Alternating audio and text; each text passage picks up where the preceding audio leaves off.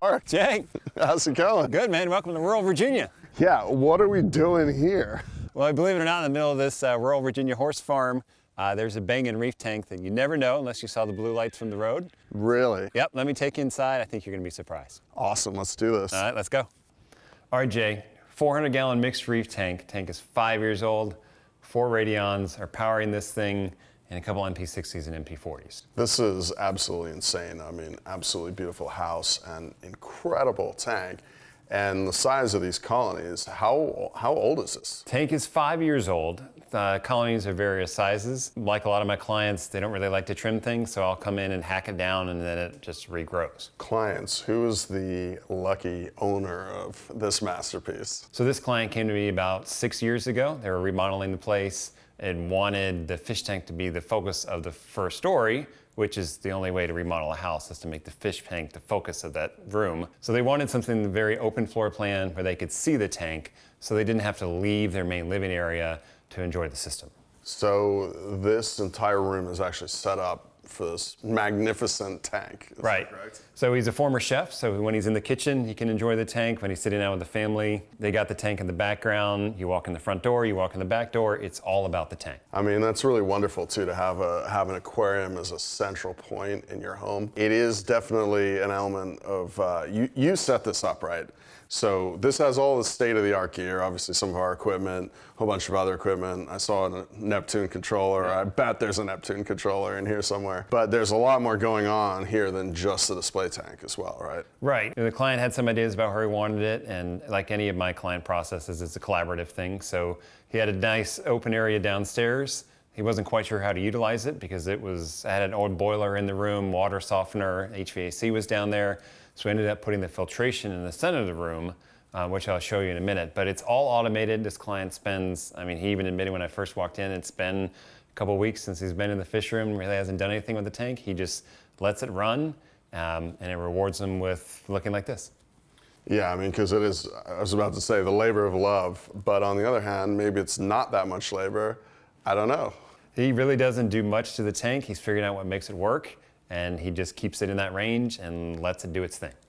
Certainly looks like some of the coral needs a bit of a trim though, because this is crazy. I've never seen this before where it's completely, this bird's nest is being completely engulfed right here. This is incredible. Well, he likes the tank to look a lot like the reefs, where stuff is touching one another, it's crowded, so he's not as concerned about things fighting. He likes that look, and so he just leaves it be. And all of these fish, did they all, were these, I mean, you have almost every tang in the hobby in here. Were they all put in at the start, or have they slowly been added over time? They've been added over time. Some of these I curated for them out of Australia. The pyramid butterflies came out of Australia. I was down there and actually picked them out for them and sent them back. You picked these out? These are the ones that I wanted. Oh, really? 14 in Australia came over ready to go. So, you know, we've got algae eaters, we've got butterflies, which everyone always loves. The pyramids are a client favorite and fan favorite of any tank. We got angels in here, cleanerasses. I mean, the corals have some motion, which is nice. We have the gorgonian in here, and then the fish can fill in the gap. So, you know, is it a fish tank with coral or a coral tank with fish? I think we get best of both worlds with this one. And the rockscape is really cool. You can kind of see it underneath. You have the two bommies and a bit of an arch, but now the coral has completely covered it, which is really cool to see. And one of the awesome things about a mature tank is that actually the aquascape really matters a lot at the beginning, but then later on, once all the coral comes in, it actually becomes the aquascape all by itself. You don't really see the rocks, but they're there, and there's some stuff tucked away in there that until you hack it down, it's not going to really get a chance to grow. But we wanted to leave it lots of open space for fish to swim, but also we knew the corals were going to grow. So like this undata up front, we wanted it to have room to flourish and not touch other rocks. So it was, you know, this is how it would look in the wild and open. Really cool. Well, can we take a look under the hood and see what you got going on in terms of, I bet there's a back area, right? I was going to say, it's actually not under the hood, it's behind. Oh, okay. Yep, so go that way. All right, Jay. Oh, wow, look at this. This is the world's first fish dam. Fish dam? Yep. No screen top, just a fish dam. That's really cool, yeah, because the canopy comes all the way down to the edge, so the only, wow, really neat. You can just set that aside, and then we have access to the tank. The radions are actually on a light rack. Yeah, look at that. Hit a button, lights come out, okay? So if he wants to get in here and work, brings the lights all the way up, and he has full access to the back of the tank. I mean, because you know, you got to frag corals, and if there's something that could be in the way, it's gonna be in the way. So I wanted him to have full access back here. That's really cool. And you also have this cool bench so that you can stand up. Everything's really accessible right here. Yep. And then I see, okay, yeah, we got your Neptune controller. Oh, still running the Reef link. Haven't switched to Mobius yet. That's why you're here, Jay. Knock that out. Well, and there's also a sink up here, so if he's fragging something or he wants to wash his hands, he doesn't have to walk through the house. It's all right here in the bench. You don't have to. I don't think anyone wouldn't be jealous of this.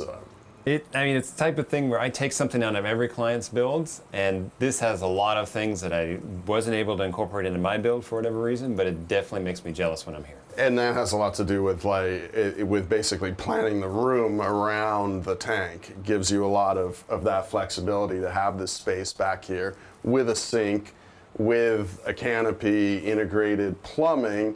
I see the plumbing going down. I think before you mentioned there might even be a room downstairs as well. It's all about ease of working on it. This tank is 36 inches front to back, so if you're trying to reach to the back and like frag one of these things, especially further down, it's just not going to happen. So we wanted to have the bench in the back and have the back of the tank accessible, so that the beauty up here can be easily managed, and then what makes the tick downstairs is also easy to manage. And I mean, the view from up top is stunning. I think if this was my tank, I would be up here a lot, just, you know, checking things out, because it is, wow. The top-down view is always great, and it's an easy way to just take a step up here. You don't have to take down the ladder. You just step right up, and I mean, you got the view. So you got your tank area here to work, and then downstairs is where all the filtration is. So can we take a look at that? Yeah, let's go down.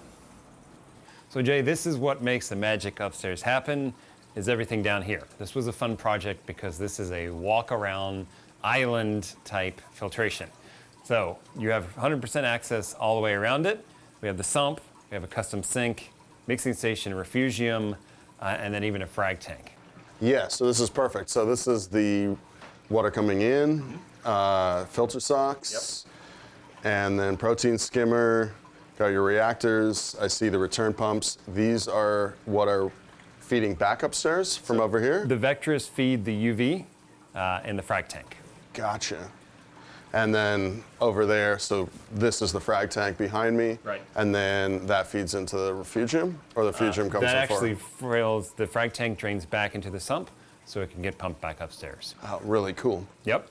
And then over here, I just saw this. This is the famous Mark Callahan / MRC sink, right? Yep. I haven't actually seen one of these in the flesh, but I've heard about it before. So how did that come about? It actually came about for a client who was handicapped first because I wanted him to have a sink, but most utility sinks, they have legs on them. Well, that doesn't work if you're in a wheelchair. So I designed a sink where you can roll underneath it. And then other clients saw it and they liked it, and they didn't need to have the underneath access. So we just made a sink that was freestanding. And I wanted it, it's highly functional. So there's actually a solid surface on the top, because I found when I'm sitting next to a sump, it's a natural place to run tests, water tests. And then we also have a grating that I put on there. So if he wants to clean up a pump where you want to be spraying something, then you don't have to be down the bottom of a basin of a sink where you're reaching very far down there. Yeah, it's funny. I hadn't seen one before, and I just think that that's really cool. I love the way also you have that area to clean the equipment on. Don't usually plug a product from another company, but I will say, if you're doing a clean setup like this, the fact that it matches the custom sump is just really cool. Well, I mean, we can hook one up for you in your fish room, Jay. Let's make a deal. Thanks, Mark. Appreciate it. Well, that's a lot of it is you're doing this much work on having the tank look great, and you have a sump, which is a piece of art. So then why not just have a sink that matches it? It all very clean look. And like, do you have to have that to have your tank look great? No. But people are going through this kind of commitment. They like everything to look seamless. I mean, the sump, the refugium matches the sump matches the sink. It's all part of the same story. Absolutely incredible setup. I mean, the tank, stunning. The back room, just really innovative. And then seeing the final conclusion down here with all of the behind the scenes equipment and the filtration is just really cool. Thank you so much for the tour. You weren't lying. Mike's tank, we'll call it Mike's tank, is just really, really spectacular. Thank you. It's a great project. It's been a lot of fun. There's definitely things on this thing that every time I come here, I'm like, oh, I love that. I want that. So it's and ultimately, though, it's about client having what they wanted, which was a beautiful aquarium right in the center of the house, so they can enjoy wherever they are. Thanks again.